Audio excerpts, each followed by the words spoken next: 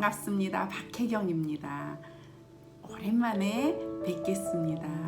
저는 샌프란시스코를 떠나 한국으로 돌아갔다가 한국의 멋지고 아름다운 가을의 그 좋은 계절을 차마 뒤로 한 채 무더운 여름을 쫓아 이곳 라오스로 오게 되었습니다. 이곳 라오스는 남편이 이곳에서 자문관으로 활동하고 있어서 남편이 기다리는 라오스로 오게 되었습니다. 원래 계획은 한국에서 한 달쯤 지내고 라오스로 갈 계획이었는데 계획했던 모든 일들이 빠른 시간 내에 잘 마무리가 되어서 하나님께서 라오스를 향한 걸음을 재촉하시는구나 이렇게 생각하며 지난주 금요일에 오게 되었는데 이곳에 오자마자 주일을 보내야 되었고 그리고 적응을 하느라고 조금 시간이 걸려서 오랜만에 여러분 만나 뵙게 되었습니다. 다들 별일 없이 잘들 지내셨어요? 이곳 라오스에 오고 보니까 염려했던 대로 그렇게 더운 날씨는 아니었고 조금 덥지만 지낼 수 있을 만큼 좋은 날씨인데 특별한 사항은 동네마다 절들이 너무너무 화려하고 웅장하게 서 있는 것이에요. 라오스를 위해서 더 많이 기도해야 되지 않을까 그런 생각을 했습니다. 주일을 통해서 이곳에서 일하시고 사시는 한국 교민들도 만나 뵈었는데 교회에 나오는 모두들이 라오스를 위한 선교자적인 마인드를 가지고 살고 있다라는 생각을 했습니다. 한국에 계신 여러분, 또 세계 여러 곳에 계신 여러분, 불교국인 라오스를 위해서 기도 많이 해주시고 이곳에서 선교사로 수고하시는 하나님의 종들을 위해서 우리 더 많이 한 마음 한 뜻을 모아 기도해야 될 거라는 생각이 듭니다. 가끔 라오스 소식 또 전해드리기로 하고 오늘 이어지는 본문 말씀 소개해 보고 싶습니다.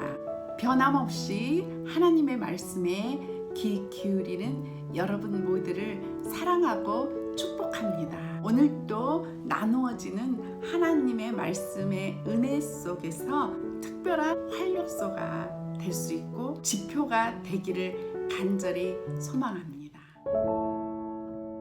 지난 시간 우리는 누가복음 2장 1절에서 7절 말씀을 통해 그렇게도 기다리던 메시아 구세주 예수님의 탄생의 소식에 대해 나누었습니다.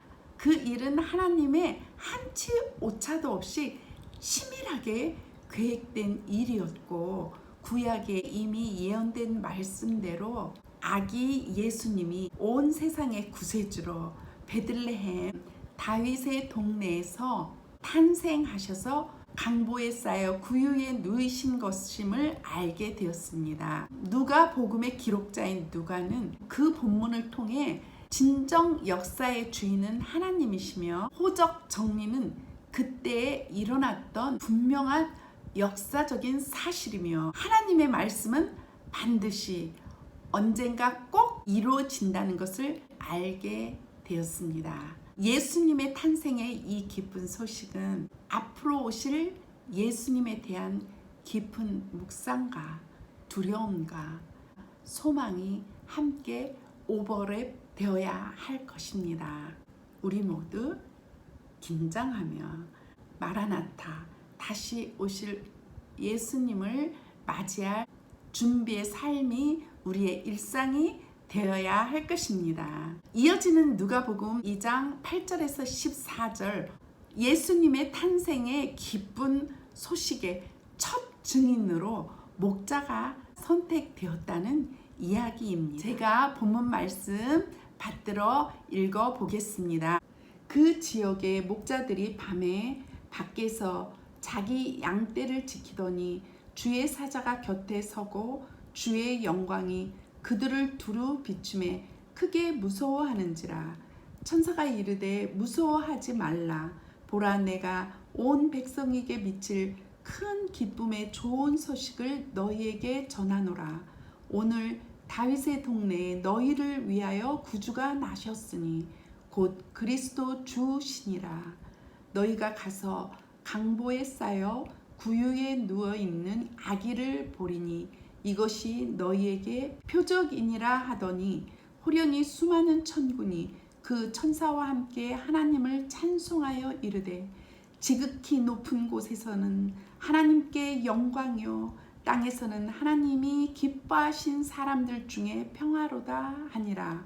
아멘. 하나님의 말씀의 기록자인 누가는 그의 뛰어난 문학적인 소양으로 극명한 대조의 방법을 통해 강조하고 싶은 것을 더욱 드러내고 있는데 그것은 바로 강보에 쌓여 구유에 누인 아기 예수님이셨습니다. 캄캄한 무대 위에 두 개의 라이트가 각각을 향해 비추는 것처럼 한편은 위상을 드러내며 로마의 거대한 권력의 중심부에 서 있는 황제이고 다른 한편은 진정 세상의 왕이시고 평화의 왕이시며 온 인류의 구세주이시지만 낮고 초라하고 연약한 강보에 쌓여 구유에 누이신 아기 예수님이십니다. 모두들 잠든 추운 밤 베들레헴의 가까운 들 밖에서 자기 양떼를 지키고 있는 춥고 외로운 목자들에게 호련히 주의 사자가 곁에 서고 주의 영광이 두루 그들을 비추었습니다. 갑자기 일어난 일에 목자들은 무서워 떨었습니다. 그도 그럴 것이 하나님 앞에 서면 살아날 사람은 하나도 없었으므로 이스라엘 백성들은 하나님 앞에 서는 것을 무서워하였던 것입니다. 그런 그들을 향해 천사가 말하기를 무서워하지 말라. 보라, 내가 온 백성에게 미칠 큰 기쁨의 소식을 너희에게 전하노라. 오늘 다윗의 동네에 너희를 위하여 구주가 나셨으니 곧 그리스도 주시니라. 너희가 가서 강보에 쌓여 구유에 누이신 아기를 보리니 이것이 너희에게 표적이니라 하더니 호련히 수많은 천군과 그 천사가 함께 하나님을 찬송하여 이르되 지극히 높은 곳에서는 하나님께 영광이요 땅에서는 하나님이 기뻐하시는 사람들 중에 평화로다 하며 마치 로마의 황제가 온 천하에 자신의 명령과 소식을 전할 때 빵빠레를 울려 외쳐 알리는 것처럼 하나님의 이 큰 기쁨의 소식을 알리기 위하여 천군과 천사를 동원하여 찬양으로 빵빠레를 울리며 온 천하에 아기 예수님의 크고도 깊은 탄생의 소식을 알리게 되었던 것입니다. 온 세상을 로마는 무력으로 장악하고 한동안 전쟁이 끊어지자 겉으로 평화를 표방하며 내건 슬로건이 있었는데 바로 로마의 평화, 팍스 로마나였습니다. 이때는 참으로 정치적으로 경제적으로 비참한 지경이었는데 그보다 더 심각한 것은 이스라엘 백성들의 영적인 상황이었습니다. 그런데 아기 예수님의 큰 기쁨의 소식인 하나님 말씀이 그 지역의 목자들에게 가장 먼저 전달되어진 것은 참으로 신비하고 놀라운 일입니다. 하나님의 은혜는 이처럼 전혀 예측하거나 기대하지 않은 어떤 곳에서 일어납니다. 가장 힘없고 소외되고 비천한 사람, 법정의 증인으로 세워도 그들의 증언은 인정받지도 못할 만큼 낮고 천한 소망 없는 사람들을 위해, 아니 그보다 더 추악한 나 같은 죄인을 위해 어둠의 빛 새 시대 신약의 하나님으로 우리의 예수님이 오셨음을 강조하고 있습니다. 겉으로 보기에는 너무나 약하고 초라하고 낮은 모습이지만 이 예수님의 탄생으로 새 시대의 하나님 나라와 세상 나라의 대결이 드디어 시작되었다는 것을 저자 누가는 본문 말씀을 통해 다시 한번 강조하고 있습니다.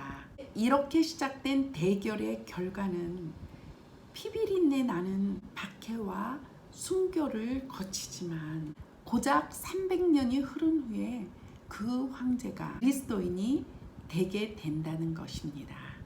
앞으로 이어지게 될 누가복음과 사도행전의 이야기는 어떻게 그분이 당신의 왕국으로 들어오시는지를 전해주게 될 것입니다. 오늘을 살고 있는 우리들은 나무 아래에서 낮잠 자고 있던 토끼가 나무에서 떨어지는 열매로 깜짝 놀라 뛰기 시작하자 숲속에 있던 동물들이 모두 뛰었다는 이솝의 우화처럼 왜 뛰는지, 어디를 향해 무엇을 하려고 뛰는지도 모르고 무조건 황제가 되려고 뛰는 것 같습니다. 그러니 온통 세상은 예수님 없는 말구유를 화려하게 장식하여 내어놓기에 바쁩니다. 우리의 주변을 한번 둘러봅시다. 무력으로 이룬 로마의 평화처럼 우리도 지금 사랑 없는 평화, 진실이 없는 정의, 그리스도가 없는 기독교를 만들고 있지는 않은지, 강보에 쌓여 구유에 누이신 아기 예수님이 우리의 표적입니다. 감사합니다. See you next time. Thank you.